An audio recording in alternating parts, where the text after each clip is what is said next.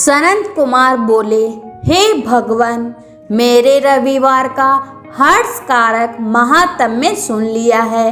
अब आप श्रावण मास में सोमवार का महात्म्य मुझे सुनाइए। ईश्वर बोले, हे सनत कुमार, सूर्य मेरा नेत्र है, उसका महात्म्य इतना श्रेष्ठ है, तो फिर उमा सहित मेरे नाम वाले उस सोमवार का कहना ही क्या। उसका जो महात्म्य मेरे लिए वर्णन के योग्य है, उसे मैं आपसे कहता हूँ। सोम चंद्रमा का नाम है और यह ब्राह्मणों का राजा है। यज्ञों का साधन भी सोम है और सोम के नाम के कारणों को आप सावधान होकर मुझसे सुनिए, क्योंकि यह वार मेरा ही स्वरूप है। इसे सोम कहा गया है, इसलिए यह समस्त राज्य का प्रदाता तथा श्रेष्ठ है। व्रत करने वाले को यह संपूर्ण राज्य का फल देने वाला है। यह विप्र, उसकी विधि भी सुनिए, मैं आपको विस्तार पूर्वक बता रहा हूँ। 12 महीनों में सोमवार अत्यंत श्रेष्ठ है। उन मासों में भी यदि सोमवार करने में असमर्थ हो तो सावन मास में इसे अवश्य करना चाहिए। इस मास में इस व्रत को करके मनुष्य वर्ष भर के लिए व्रत का फल प्राप्त करता है। श्रावण में शुक्ल पक्ष के प्रथम सोमवार को यह संकल्प करिए कि मैं विधिवत इस व्रत को करूँगा या करूँगी। शिव जी मुझ पर प्रसन्न हो। इस प्रकार चारों सोमवार के दिन, और यदि 5 हो जाए तो भी उसमें ही प्रातःकाल यह संकल्प करिए और रात्रि में भगवान शिव जी का पूजन करें। 16 उपचारों से सायंकाल में भी शिव जी की पूजा करें और एकाग्रचित्त होकर इस दिव्य कथा को भी श्रवण करें। हे सनत कुमार, इस सोमवार की कही जाने वाली विधि को अब मैं आपको बताता हूँ। श्रावण मास के प्रथम सोमवार को इस श्रेष्ठ व्रत को प्रारंभ करिए। मनुष्य को चाहिए कि अच्छी तरह स्नान करके पवित्र होकर श्वेत वस्त्र धारण कर ले और काम, क्रोध, अहंकार, द्वेष, निंद्रा आदि का त्याग करके मालती, मल्लिका आदि श्वेत पुष्पों को लाए। इनके अतिरिक्त अन्य विविध पुष्पों से तथा अभीष्ट पूजना उपचारों के द्वारा तयम्मकम, इस मूल मंत्र से शिव जी का पूजन करे। उसके बाद कहे, मैं सौभावनाथ महादेव, उग्रनाथ भाव, शशि मौली, रुद्र, नीलकंठ, शिव तथा भवहारी का ध्यान करता हूँ। इस प्रकार अपने भीवव के अनुसार मनोहर उपचारों से द्वेष शिव का विधिवत पूजन करे। जो इस व्रत को करता है उसके पुण्य फल को सुनिए। जो लोग सोमवार के दिन पार्वती सहित भगवान शिव जी की पूजा करते हैं, वे पुनरावृत्ति से रहित अक्षय लोक प्राप्त करते हैं। हे सनत कुमार, इस मास में नतवर जो भी पुण्य प्राप्त होता है उसे मैं संक्षेप में कहता हूँ।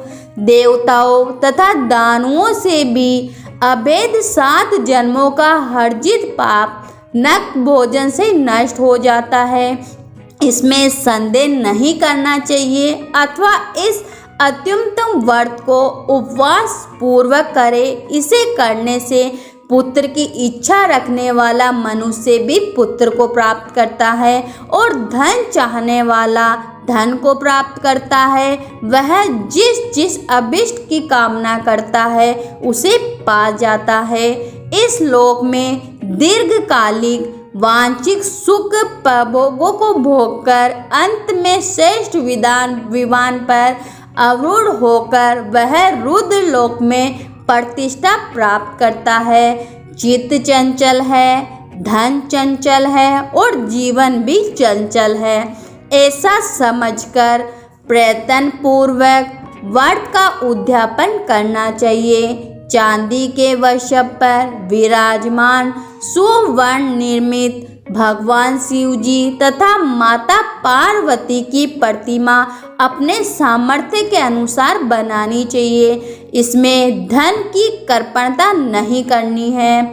उसके बाद एक दिव्य तथा शुभ लिंग तोप्रद मंडल बनवाएं तथा उसमें 2 श्वेत वस्त्रों से युक्त एक घट स्थापित करें। घट के ऊपर तांबे अथवा बांस का बना हुआ पात्र रखें और उसके ऊपर उमा सहित शिव को स्थापित करें। उसके बाद श्रुति, स्मृति तथा पुराणों में कहे गए मंत्रों से शिव की पूजा करें। पुष्पों का मंडप बनाएं, उसके ऊपर सुंदर चंदोवा लगाएं, उसमें गीतों तथा बाजों की मधुर ध्वनि के साथ रात में जागरण करें। उसके बाद बुद्धिमान मनुष्य अपने ग्रह सूत्र में निर्दिष्ट विधान के अनुसार अग्नि स्थापन करे और फिर शव आदि 11 श्रेष्ठ नामों से कैलाश की समाधियों से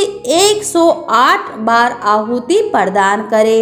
यव, व्रीहि, तिल आदि की आहुति अपयश इस मंत्र से दे और भील पत्रों की आहुति तयमकम तथा षड मंत्र ओम नमः शिवाय से प्रदान करें। उसके बाद स्विष्टकर्त ओम करके पूर्ण आहुति देकर आचार्य का पूजन करें और बाद में उन्हें गो प्रदान करें। उसके बाद 11 श्रेष्ठ ब्राह्मणों को भोजन कराएं तथा उन्हें वंश पात्र सहित 11 घाट प्रदान करें। इसके बाद पूजित देवताओं को तथा देवताओं को अर्पित सामग्री आचार्य को दे दें और तत्पश्चात प्रार्थना करें मेरा व्रत परिपूर्ण हो और भगवान शिव जी मुझ पर प्रसन्न हो।